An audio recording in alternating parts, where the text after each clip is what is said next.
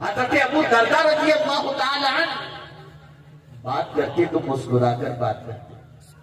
ان کی بیوی نے کہا بڑے عجیب آدمی ہو, آپ جب بھی بات کرتے ہو تو مسکرا کر کے بات کرتے ہو, کہیں لوگ آپ کو بے وقوف نہ سمجھیں. ارشاد فرماتے ہیں میری شریک حیات, دنیا مجھے کیا سمجھے گی, مجھے اس کی پرواہ نہیں ہے کہ میں مسکرا کر بات کروں گا تو دنیا مجھے بے وقوف سمجھے گی. میں تو صرف اتنا جانتا ہوں کہ میرے نبی کو میں نے جیسا دیکھا ہے اسی سنت پر عمل کرنا سبحان اپنی اللہ زندگی کا سبحان مقصد اللہ ہے. سبحان اللہ. بہت تفصیلی خطاب آپ نے سماعت فرمایا, جوش و جذبے سے بھرا ہوا خطاب آپ نے سماعت فرمایا. لیکن میں صرف اتنا کہوں گا, آج کی نشست کے اندر یہ جذبہ لے کر کے اٹھو کہ کوئی دن تمہارا ایسا نہ گزرے جس میں کسی سے مصطفیٰ پیارے کی زندگی کے بارے میں تم کوئی ذکر نہ کرو. یہ ماحول بناؤ. مائیں اپنے بچوں کو سکھاتی تھی کہ بیٹا نبی کا نام لیتے رہو, مصیبت میں آقا کو یاد کرتے رہو. میں اپنی ماں اور بہنوں سے کہوں گا, جانتی ہو تم ایک چھوٹا سا بچہ جس کی عمر کم و بیش 5 سے 7 سال کی تھی, اس کی ماں جب اسے کہتی تھی بیٹے نبی کا ذکر کبھی نہ چھوڑنا, حضور کو برابر یاد کرتے رہو, بچے کی عادت بن گئی تھی اپنے گھر کے دروازے کے باہر اوٹے پر بیٹھ کر وہ بچہ محمد محمد صلی اللہ علیہ وسلم پکار رہا تھا. ایک دشمن رسول کا گزر وہاں سے ہوا, اس نے کہا چپ ہو جا. بچہ کہتا ہے نہیں ہوگا, وہ کہتا ہے چپ ہو جا ورنہ ماروں گا. وہ کہتا ہے تو مار یا کچھ بھی کر, میں اپنے نبی کا ذکر نہیں چھوڑوں گا.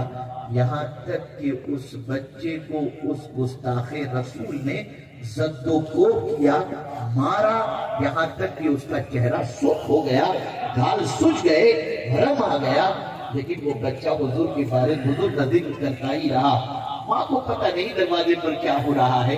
کافی دیر کے بعد بچہ جب گھر کے اندر داخل ہوا, ماں نے اپنے بیٹے کو دیکھا کہ چہرے پر برم ہے اور کسی نے مارا ہے, تو بچے سے پوچھا بیٹے کیا بات ہے, تمہارے چہرے پر کسی کے مار کے نشان نظر آ رہے ہیں, کیا کسی سے جھگڑا ہوا؟ بچے نے کہا نہیں ماں, تو نے کہا تھا نا حضور کا ذکر کرتا رہے, میں دروازے سرکار کو یاد کر رہا تھا, ایک حضور کا دشمن نکلا, اس نے زد و کوب کیا تو تیری بات مجھے یاد آ گئی, جب مصیبت آئے تو اور حضور کو یاد کرو. تو میں اور حضور کا ذکر کرتا رہا, یہاں تک کہ مارنے والا تو تھک گیا, میں ذکر مصطفیٰ نہیں چھوڑا.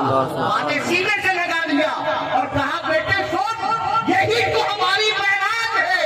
اگر ذکر مصطفیٰ کرتے کرتے اس دنیا سے چلے گئے تو اللہ کی بارگاہ میں شرمندگی نہیں ہوگی. اور میں فخر کرتی ہوں, اللہ کا شکر ادا کرتی ہوں کہ اللہ نے تجھ جیسا بیٹا مجھے عطا فرمایا. سبحان اللہ سبحان اللہ. آج کی مائیں ڈانس سکھاتی اللہ اللہ. اور کہتی میرا بچہ تو فلاں گانے پر ایک دم بالکل فلاں ہیرو کی طرح ڈانس کرتا ہے. الحیاء باللہ.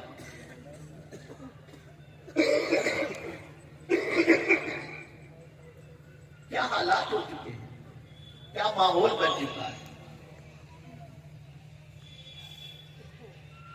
اے رسول اعظم صلی اللہ علیہ وسلم کے دیوانوں, بدلو اپنی سوچ, بدلو اپنی فکر کو. گھر میں روزانہ حضور کا ذکر کرو, شمائل شریف کا تذکرہ کرو, بیٹھو حضور کے شمائل بیان کرو, خصائل بیان کرو, فضائل بیان کرو, ماحول بناؤ سبحان تاکہ بچہ عاشق مصطفیٰ صلی اللہ علیہ وسلم بنے. تم جب روزانہ 3 گھنٹے بیٹھ کر پکچر کا سیریل دیکھو گے تو عاشق مصطفیٰ نہیں بنے گا, ڈانسر بنے گا, گناہوں کا دلدادہ بنے گا, گناہوں کی محبت میں گرفتار بنے گا. ابھی آج کل نئی سسٹم چلی ہے شادی کے اندر, شاید سید صاحب کو صاحب کا پڑھا ہو یا نہ پڑھا ہو, نئی سسٹم. صحیح بات. پاکستانی سیریل کے اندر شادی کے موقع پر ایسا ہوتا ہے کہ لڑکی جو ہے نا وہ ایک باقاعدہ جو ہے وہ پھولوں کا پردہ ہوتا ہے, پھولوں کی چادر ایسے ہوتی ہے, اس طرف لڑکی ہوتی ہے، اس طرف دولہا بیٹھا ہوتا ہے. یہ پاکستانی سیریل کے اندر یہ سلسلہ شروع ہوا، اب ہمارے یہاں بھی چلتا ہے. لڑکی وہاں بیٹھتی ہے، اس کی سائن کے منظر کو ویڈیوگرافی کی جاتی ہے اور ساری چیزیں. کیا کیا سیکھو گے اور کتنا سیکھو گے تم؟ کبھی خاتون جنت کی زندگی بھی تم نے پڑھی؟ کبھی ام المؤمنین حضرت عائشہ صدیقہ رضی اللہ تعالیٰ عنہ کی زندگی بھی پڑھی؟ بس دیکھا سیریل، چل پڑے اس راستے پر.